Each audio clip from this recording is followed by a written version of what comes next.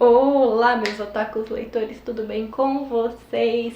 Alguns devem se lembrar que há um tempo atrás eu fiz um vídeo sobre Hamafura, que é em inglês que ficou My Next Life as a Villainess, que é um novo tipo de isekai que apareceu recentemente, que em vez de você ser transportado para uma dungeon, que já tava tipo muitos animes assim, agora a nova febre são isekais de romances de época.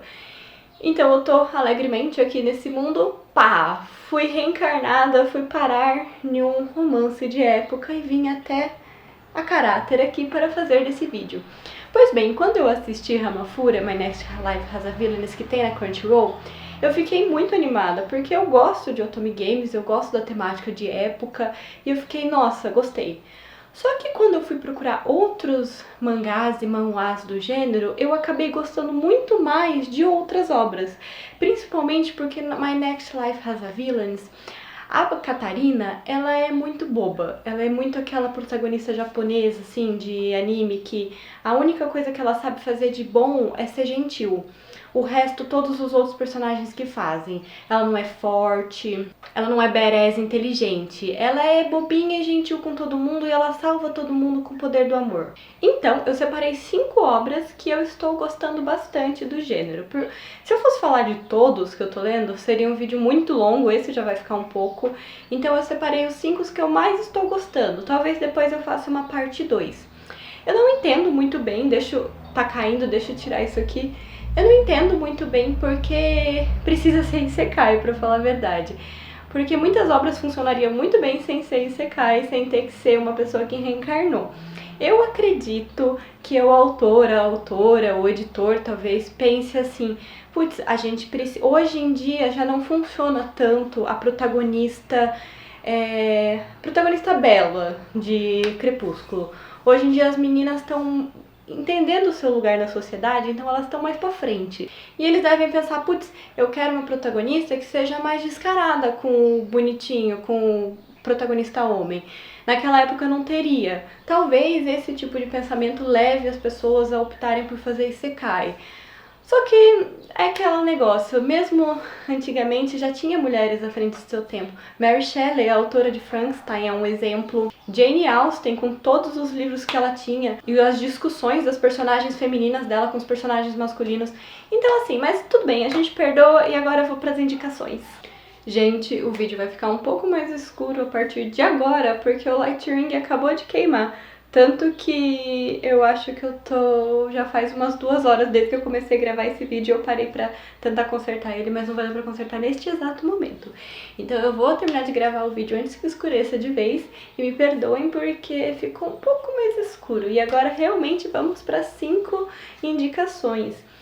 A 5ª indicação eu vou ter que ler o nome, porque vocês sabem, né? Japonês adora aqueles nomes compridos que já falam o tema no título do anime. Então vamos lá. O 5º é Akuyaku Reijou Nanode Hasubozu ho Katemimashita. Eu também chamo ele de Last Boss. Esse aqui é o único mangá da lista que eu vou indicar, os outros 4 são manhwas. E por que eu gostei muito dele? A principal, ela reencarna no corpo da Irene no momento que a Irene está levando o pé na bunda do noivo. Ela então se recorda que ela está dentro de um otome game também. Só que agora, dentro do corpo da antagonista, ela tem as memórias da Irene e vê que na verdade ela não era vilã. Na verdade, o príncipe e o seu noivo, que é o Cedric, ele era um grandíssimo filho da puta que se aproveitou dela e que, como se apaixonou pela mocinha, pela Lilia, queria uma desculpa para se livrar dela. Só que Irene sempre foi uma ótima candidata à rainha e sempre fazia tudo pelo Cedric, mesmo não estando apaixonada, porque ela sabia que aquele era o papel dela. Então, sabendo que a partir do rompimento do seu noivado até o final do jogo, o destino de Irene era ser morta. Então ela precisava de um método para fugir desse final ruim, que nem Ramafura mesmo. Então ela vai atrás de um personagem capturado escondido que o jogo tinha. Depois que você fechava todos os personagens, aparecia esse personagem novo, que é o Lorde Demônio, o Cloud. Então ela decide que se ela conseguir uma parceria com o Cloud e casar com ele, que é o oposto do Cedric no jogo, ela vai conseguir ficar viva. Eu gosto muito desse mangá, apesar de ele ainda estar em publicação e ele ter uma publicação bem demorada, pra falar a verdade, porque a Irene, ela é mega estrategista, ela é forte, ela treinou a vida inteira pra ser uma guerreira, pra ser uma boa rainha. Sem contar que o Cloud, ele é um tchan a mais na história, porque ele é um Lorde Demônio. Ele é um Lorde Demônio renegado pelo reino, e a única coisa que ele quer é os bens das criaturas, dos monstros. Ele não quer, tipo, arranjar briga, ele não quer nada. E ele é muito tímido e muito fofo. Então a Irene, que é toda assim, mais... E aí, vamos casar? E aí, coloquei um afrodisíaco aí no seu biscoito, vamos casar? Ele fica tipo, como assim casar? Você me ama? Ela fica, não, mas posso amar, então vamos casar. Então, assim, é uma história que vai totalmente no oposto de Ramafura, porque a personagem é muito ativa e muito legal. E ela não perde o coração bondoso dela, né? Se ela perdesse o coração bondoso, ela não ia ser mocinha da história, ela ia ser vilã. A quarta indicação, eu já falei antes no meu Instagram, no comecinho do Instagram, que é Beware of the Villains. Nesta obra aqui, ela reencarna no corpo de Melissa, mas essa história, ela é diferente porque todos os personagens são bem legais. Então, mesmo que não tenha acontecimentos tão emocionantes ao decorrer da obra, Então, a nossa principal, ela recorda dos eventos de sua vida passada e ela vê que ela reencarnou como uma vilã de uma light novel. Só que ela não tem interesse de participar dos eventos dessa light novel. Na verdade, ela nem se importa que ela é vilã. Ela tá feliz porque ela reencarnou em um corpo da filha de um duque e ela vai poder viver confortavelmente rica sem ter que trabalhar. Então ela só quer isso na vida dela. Só que é óbvio que ela ia acabar se envolvendo com a trama do livro. O noivo dela é o príncipe que está apaixonado pela protagonista, como quase todas as outras histórias nesse sentido de reencarnar como vilã. Só que ele é muito canalha. Ele não aceita terminar com a Melissa, mesmo estando apaixonado por outra, e não deixa ela livre. E ela acaba conhecendo a Yuri, que é a protagonista, e ela percebe que todos os personagens homens do livro que perseguem a Yuri são malucos, lazarentos ou canalhas. Então ela acha que ela, como no papel de mulher que ela tem que ajudar a Yuri pra se livrar desses embustes que ficam em cima dela. Melissa também ajuda a salvar um lobisomem que estava morrendo de fome na rua, que era um mendigo, então ela o ajuda e ele vira também o fiel escudeiro dela. Melissa é o grande tchan dessa história porque ela é uma mulher muito forte, muito badass, que não se importa com o que os outros estão pensando e que não fica nisso de isso é legal, isso não é, isso é ser mocinha, isso é ser vilã. Ela simplesmente vai lá e faz e pronto. É um manhwa um pouco mais curto que os outros. Foi adaptado de uma light novel, na verdade uma web novel, que é mais curta, então realmente não vai ter muitos acontecimentos. Mas pelo todo dessa obra, de todos os personagens, o Nine é muito legal, a Melissa, a Yuri, o jeito que a Melissa lida com os protagonistas homens, tudo isso faz ser uma das obras que merece estar nesse vídeo. O terceiro é False Confession. Foi uma que eu descobri recentemente no Tapitum, quando eu comecei a usar o aplicativo. Algumas coisas me chamaram a atenção nessa história. Mais uma vez aqui a gente tem uma reencarnada, só que dessa vez ela reencarnou no corpo já de uma criança. Ela vai pro corpo da criança.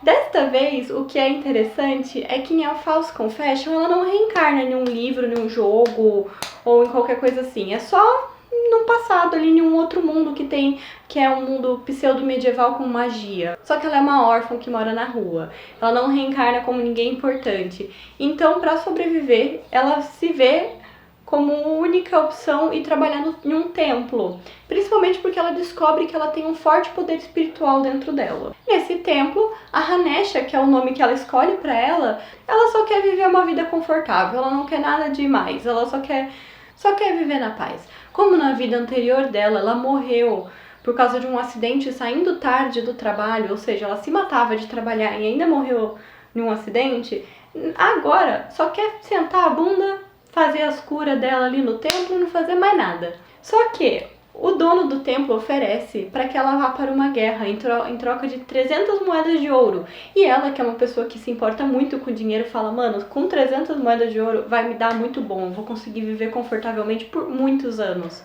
Então ela topa ir para essa guerra e lá ela conhece os dois personagens para formar o triângulo amoroso, que é o Green Reaper, que chamam ele, e o Elvinaraz, que são os dois comandantes de duas tropas diferentes que estão na guerra, da tropa meio que do Sol e da Lua, assim, de um jeito bem tosco de dizer. Ela se apaixona pelo Elvinaraz, que é o todo iluminado, que é o príncipe bonitão.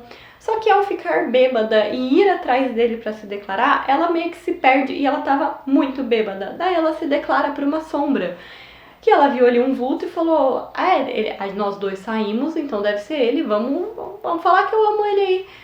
Mas ela se declara para o Green Reaper, que é o Cabel, esqueci de falar o nome dele. E ela estranhamente descobre que o sentimento é recíproco, que o Cabel gosta muito dela. E aí eles começam a namorar escondido, porque a Renesha não consegue falar pra ele que se declarou errado. Então ela vai levando, ela vai pensando, uma hora tem que falar pra ele, mas não vai ser agora que eu tô com medo de ser morta. E é lógico que a história vai se desenvolvendo nisso. Uma coisa que eu gostei muito dessa obra é que os personagens são muito legais. Uma coisa que eu sempre falo é que com obras que o plot é sempre igual, o que muda são os personagens. O que chama a nossa atenção tem que ser os personagens. Então, o Cabel, ele é um psicopatinha total, que tem o seu lado fofo, porque ele ama de verdade ela. Então ele tá, matando todo mundo. Oi, tudo bem? Nossa, eu te amo tanto, vou te proteger. O Elvinaraz não é muito diferente, só que ele tem um lado não tão bonito de príncipe. Ele mostra muito o lado humano, o lado que ele, detesta que todo mundo fique falando que ele é a luz do universo. E a própria Renesha, que é uma protagonista muito humana, no sentido de, ela é egoísta, ela quer ficar viva, ela quer dinheiro, ela não quer, salvar a humanidade, ela não queria vencer a guerra. Então, e a interação deles são muito boas. O segundo colocado é o Survive has the Real Hero Wife. Meu inglês é terrível. É sobrevivendo como a esposa do herói. Como vocês devem imaginar, o plot é o de sempre. Ela reencarna como uma vilã da história, que o destino é ser morta, então ela precisa mudar o plot da história. Teve muitas histórias parecidas nessa questão de reencarnar como vilã ou antagonista. Não sei porquê, acho que alguém não gosta de... Não vai reencarnar como protagonista, não, muito fácil. Então, vamos dar uma dificuldade. Mas tem dois detalhes nessa obra que eu gosto muito. A nossa principal, a Canária, ela já conhece o príncipe, que ela é noiva desde pequeno. Eles casam assim com uns 9 anos, como era normal naquela época mesmo. Naquela época não, porque naquela época mágica não existia, né? Mas na Idade Média isso era normal. Só que ela é uma pessoa mega estrategista e mega focada. Ela sabe o que ela tem que fazer, ela vai lá e faz. Ela consegue manipular a rainha pra, convencer que ela tá entrosada, não, que ela vai fazer as coisas mesmo, a mano da rainha, é isso aí, e que ela vai conseguir cuidar de tudo. Sem contar que ela não é a primeira a se apaixonar pelo príncipe. O príncipe, que é um segundo detalhe nessa obra que é fantástico, que é o César, que ele, logo quando eles são pequenos, ele se apaixona por Canária, e ele é muito apaixonadinho, muito bobo por ela. Ele se declara pra ela e ela fala, preciso pensar. Então a gente foge um pouco daquilo da principal ser toda apaixonada. Ele que é o todo apaixonado, e o desenho dele é muito lindo, assim, o visual. E ela é toda, precisamos focar, precisamos fazer o que deve ser feito. Isso faz a interação dos dois e o plot da história, um enredo, desenvolver de uma forma bem diferente e bem legal. E agora vamos para o primeiro colocado, que é o que é mais famoso. Acredito que a maioria de vocês já deve ter até lido, que é Who Made Me a Princess. Nessa história, nossa principal, ela reencarna logo neném, quando neném ela recorda suas memórias, que ela reencarnou como uma filha figurante, meia-irmã da principal de um livro, e que o destino dela é morrer pelas mãos do próprio pai. Então, a Atanásia, que é o nome dessa personagem, ela tem que correr contra o tempo para conseguir mudar o destino dela antes que ela seja morta pelo próprio pai aos 18 anos. O primeiro plano de Atanásia era simplesmente conseguir juntar dinheiro e assim que desse tempo fugir do palácio que ela ficava lá renegada. Só que não dá certo, ela acaba conhecendo o pai dela, o Claude. E ela se vê obrigada a entrar no plano B, que é fazer o Claude considerar ela como uma filha, porque na história original ele não considerava ele como uma filha e isso levou ele a assassiná-la devido a outros acontecimentos. Essa história é muito legal porque foge do amor romântico, seu foco. No começo dessa história é bem difícil você gostar do Claude, só que depois você vê que ele realmente começa a considerar a Thanásia como uma filha e a tratar ela do jeito estranho, mas paterno que ele tem. E aí você fica, meu Deus, ele é tão bonito, ele é um ótimo pai, meu Deus, que lindo. É uma obra que ela fez tanto sucesso que ela foi publicada, ela começou como uma web novel e como um manhwa em formato de webtoon, só que fez tanto sucesso que foi publicado na Coreia. Tanto tem em formato físico, tanto a novel quanto o manhwa para comprar. Eu gostaria muito que viesse aqui pro Brasil, só que às vezes as editoras aqui do Brasil acham que a gente não lê shoujo, né? Acha que é só shonen, que, tipo, se publica um shoujo por ano é muito, agora só tá com Furifurá sendo publicado. Ah, e a JRBC republicando Fruits Basket. E é isso, gente. Espero que vocês tenham gostado do vídeo. Provavelmente tem a parte 2, porque realmente são muitas obras de isekai desse gênero agora. Eu vou fazer um também de romances de época que não são isekais, que são obras que são até um pouco melhores. Mas se vocês gostaram desse vídeo um pouco mais comprido que o normal, curtem aí, comentem se vocês já leu essas 5 obras, se vocês têm alguma que você saiba que eu não li, que queira muito indicar. Fique à vontade. Até a próxima, gente!